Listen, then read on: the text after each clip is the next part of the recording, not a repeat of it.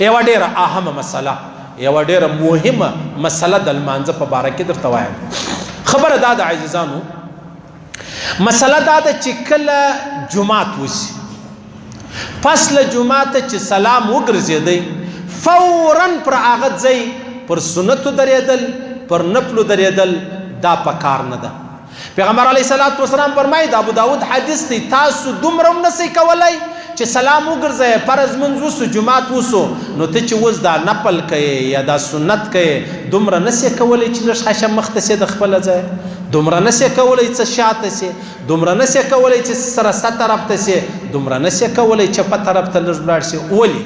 پاکې لویه بنیادي وجه دا ده، بنیادي وجه دا ده چې یوه خبره خو دا ده، پیغمبر علیه الصلاة والسلام فرمایي تاسو لمنځونه سره ګډوئ مه، منځونه ګډوئ مه. څه معنا؟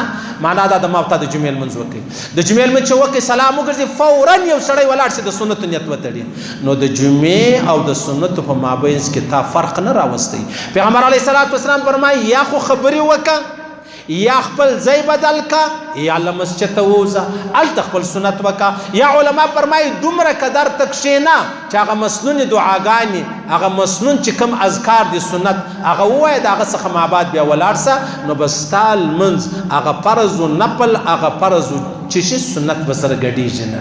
صحیح سلو؟ دا یوه خبره.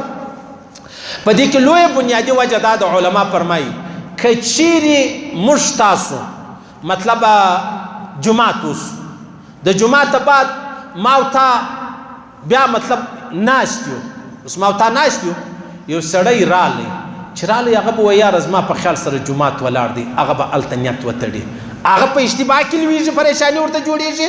نو که چیرې بیا موږ ټوله خلک راولاړ پر سنتو ودرېږو، پر د هغه ځای ودرېږو، نو خلک خو نیت تړي او هغه وایي جمعات ولاړ دی. یا یو سړی مخته سو، یو شاته سو، خبرې وکړلې، څه ځای سره بدل کړي را بدل کړي، بیا پروا نه لري. دا یوه خبره. بله خبره دا پیغمبر علیه الصلاة والسلام مبارک فرمایي تاسو دومره هم نسئ کولی چې راولاړ سئ په لمانځه کې خپل ځای بدل کړئ. ولې؟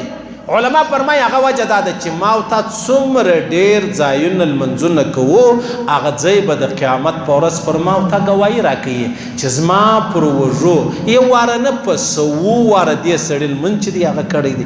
لویه خبره ده. لکه اسانه خبره به درته وکړم، موږ ته چې کله د مازدیګر جمعات وکړو یا د سهار جمعات وکړو، نو پیغمبر علیه السلام شان دا و هغه به بیا دا خپله چهره، دا خپل مخ مبارک دا بیا د مقتدیانو طرف ته کوي. ولې؟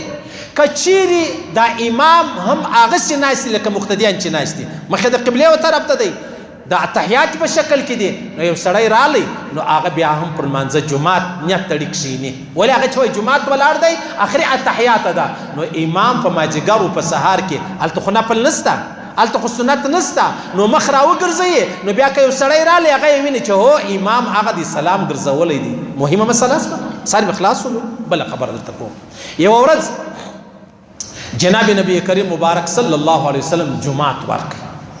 جمعات چې ورکړي د ابوبکر صدیق په حضرت عمر فاروق به بیا اکثره کوشش دا و رسته طرف ته په اول صف کې درېدل. نو ولې درېدل؟ هغه وجه دا ده چې امام کله سلام ګرځوي دی السلام علیکم ورحمت الله، دا پر وژه باندې ناستې ملایکې او دغه رسته طرف ته چې کوم کسان دي پر دغه سلام وایي، نو دی ویل چې ژر د ژره پر موږ د پیغمبر علیه السلام سلام راشي. صحیح سلو؟ نو جمعه چې وسلو پیغمبر صلی مبارک سلام وګرځوي فوراً یو سړی ولاړ سو، پر نفلو ودرېدی یا پر سنتو ودرېدی. حضرت عمر فاروق را ولاړ سو، پر دغه وژو یې لاس ور کښېښوی، داسې جټکی ور کښېنه. بني اسرائیل اهل کتاب چې الله تباه کړو په هغه کې یوه بنیادي وجه دا وه د دوی فرض و نفل به سره ګډ و. درک یې نه معلومېدی چې فرض یې کم و او نفل یې کم و. یا په مابینځ کې خبرې وکړه، یا ځای بدل کړه، یا ولاړ سه. خاص کر ښه خبره دا د الله رسول فرمایي بقایه لمونځ لکه فرض لمونځ په مسجد کې څومره ثواب لري، سنت و نفل بیا په کور کې د غومره ثواب لري. صحیح سلو؟ خبرې وکړه، ځای بدل کا، مخته سه، شاته سه، بیا که ته پر نفلو سنتو ودرېږه پروا نه لري، فوراً پر هغه ځای باندې درېږه مه. اوس یو سړی به وایي یو زنانه د په خپل کور کې ولاړه ده، هغه لمونځ کوي، نو د هغې دپاره هم ځای بدلول پکار دي، و د هغې دپاره هم پکار دي. په هغه کې بیا حکمت دا دی چې دا ځایونه بدلوي، نو به بیا دا مځکه ډېره ګواهي ورکوي چې الله دا هغه زنانه ده چې زما پر وژو یې بار بار لمونځ کوئ.